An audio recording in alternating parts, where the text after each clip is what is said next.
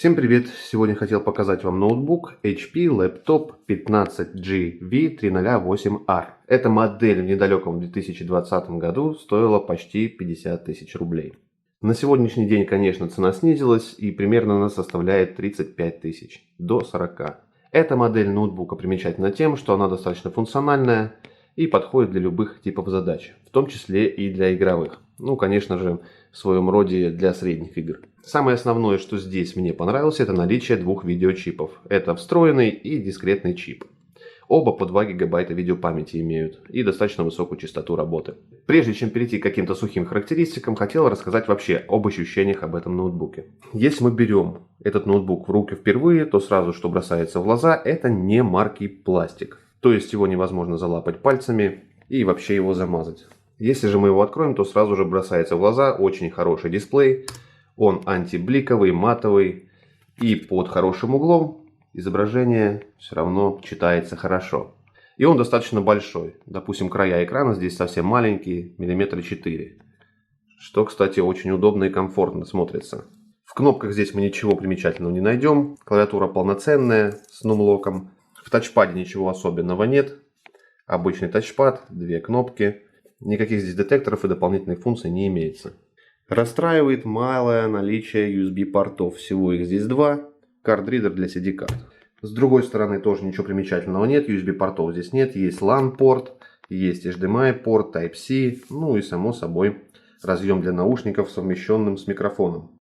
Ноутбук изначально шел с Windows 10. На данный момент здесь стоит Windows 11, потому что было бесплатное обновление и мы его успешно установили. 11 винда здесь поддерживается полноценно и процессором, и системой безопасности TPM. Кнопка включения здесь самая бюджетная, что могла быть. Срабатывает не с первого раза, потому что нужно ее нажать очень сильно, чтобы она сработала, что как бы говорит о самом качестве этого ноутбука неприятном. Ну и сам пластик, я не знаю, его можно сейчас, если захотеть, просто вот так вот сломать пальцами. То есть полностью ноутбук можно переломить очень легко. Пластик никакущий. Что также бросается в глаза, это его качество сборки, наличие шурупов, тут всего их 2. То есть постепенно мы идем к тому, что ноутбуки скоро вообще будут экономить даже на шурупах. Ну, соответственно, несъемный аккумулятор. То есть, если нужно будет достать аккумулятор, мы вынуждены разбирать крышку. Это не является каким-то определенным минусом именно этого ноутбука. Сейчас так делаются они все. Здесь у нас получается только снизу проветриваемая часть корпуса. Сбоку нет, и с другого бока тоже нет.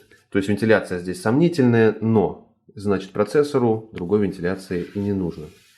Потому что никаких проблем с ним за время использования не было. А ноутбук практически уже используется год.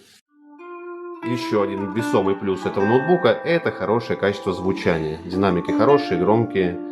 Звук воспроизводит мощно, сильно и приятно.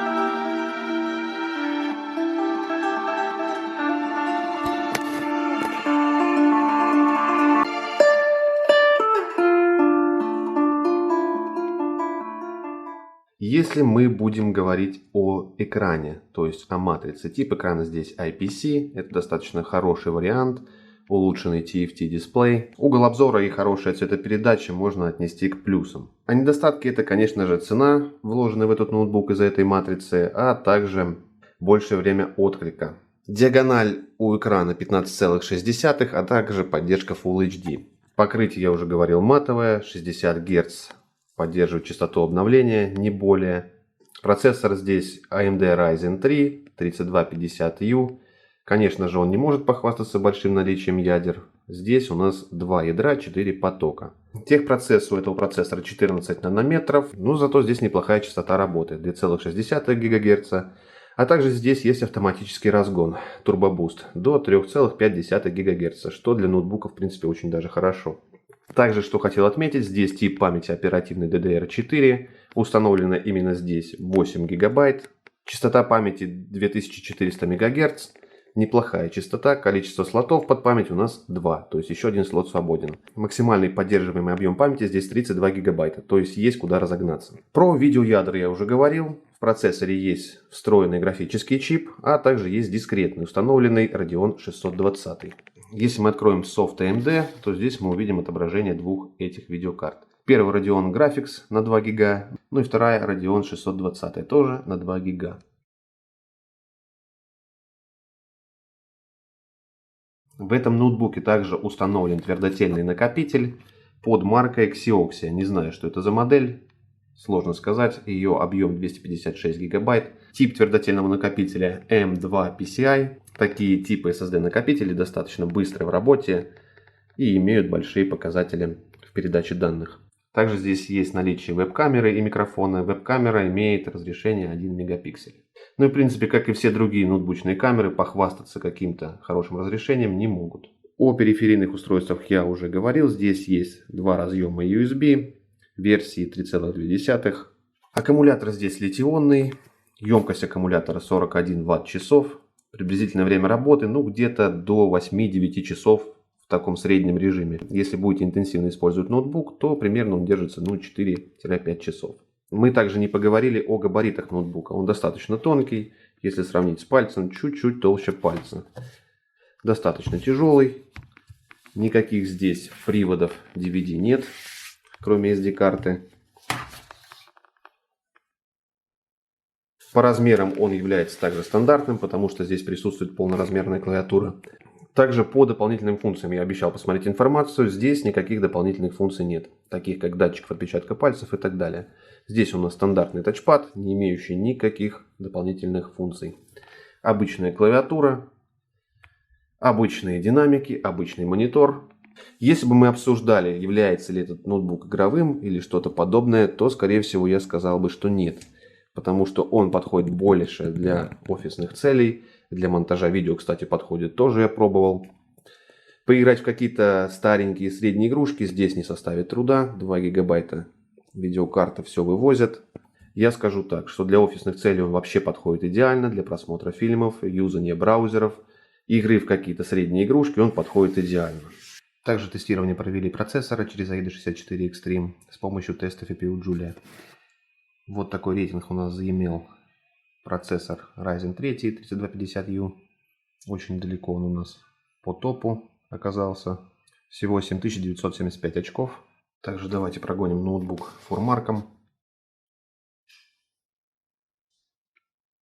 Вот что у нас получилось. Достаточно маленькое количество очков. Хочу также обратить внимание, что тесты лучше всего проводить от сети, то есть с подключенным блоком питания. Потому что иначе ноутбук не выдаст все свои мощности, которые он может. От батареи он работает в энергосберегающем режиме. Это просто на заметку. Давайте обратим внимание на результаты Crystal Disk Mark. Здесь у нас в принципе показатели свойственные накопителю M2. Ничего удивительного. Средние показатели. Не супер высокие, но и не маленькие.